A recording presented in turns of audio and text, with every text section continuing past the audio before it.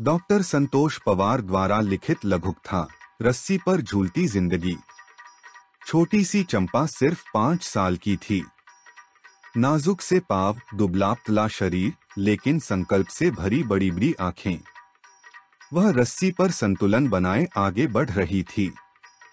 एक हाथ में लंबी छड़ी, सिर पर मटके और मन में एक अनजाना सा डर। फिर भी चेहरे पर वही चंचल मुस्कान, जैसे वह स्वर्ग की ओर उड़ान भर रही हो। नीचे उसके पिता रामू काका ढोल बजाते हुए खड़े थे। ढोल की हर ताल के साथ चंपा के कदम आगे बढ़ रहे थे। धड़-धड़ धड़-धड़ आवाज उसके कदमों के साथ मेल खा रही थी, जैसे रस्सी पर उसकी यात्रा और ढोल की ताल एक ही सुर में बंध गए हों। भीड़ तालियां बजा रही थी। कुछ लोग श्रद्धा से हाथ जोड़ रहे थे, तो कुछ अपने मोबाइल निकालकर यह नजारा कैद कर रहे थे। लेकिन किसी को भी उस नन्हे से दिल की धड़कन सुनाई नहीं दी, जिसमें हर कदम पर डर और विश्वास की लड़ाई चल रही थी। वह आगे बढ़ी। रस्सी हल्की सी डगमगाई। हवा का झोंका आया, मटके डगमगाए। और उसी पल नीचे खड़े उसके पिता के दिल की धड़कन तेज हो गई। लेकिन उनके हाथों का ढोल नहीं रुका। धड़-धड़ धड़-धड़ वह लगातार बजता रहा, मानो ढोल की हर ताल उनकी प्रार्थना हो, मेरी बेटी सुरक्षित रहे। वह चाहे कितनी भी बड़ी लगती हो, लेकिन पिता की आंखों में वह अब भी वही छोटी बच्ची थी, जिसे उन्होंने कभी अपनी गोद में उठाया था, अपने सीने से लगाया था। आखिरी कदम, आखिरी ताल।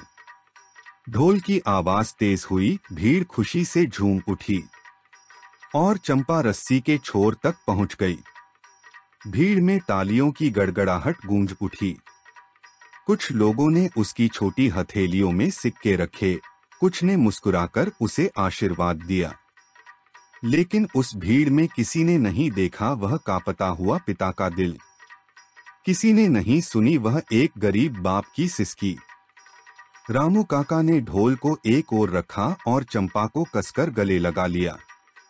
वह मासूमियत से मुस्कुराई और बोली, पिताजी, मैं गिरी तो नहीं ना? रामू काका ने अपनी आंखों के आंसू छिपाते हुए हंसकर कहा, नहीं बेटी, लेकिन तुझे रस्सी पर चलते हुए देखकर ऐसा लग रहा था जैसे मेरे ही दिल की डोर खींच रही हो।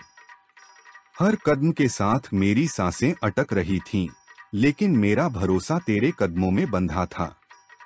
मैं हूँ तेरे साथ, तेरी परछाई की तरह, तेरी सांसों की तरह, तेरे हर धड़कते हुए पल में, तेरे हर कांपते हुए कदम में।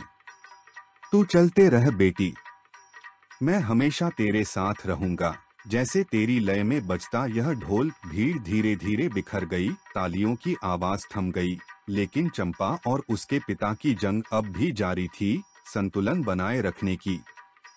वह लड़ाई जो सिर्फ एक रस्सी पर चलने की नहीं थी, बल्कि खुद के अस्तित्व को बनाए रखने की थी। अभी आप सुन रहे थे मधुर की आवाज में डॉक्टर संतोष पवार की लघुकथा रस्सी पर झूलती जिंदगी।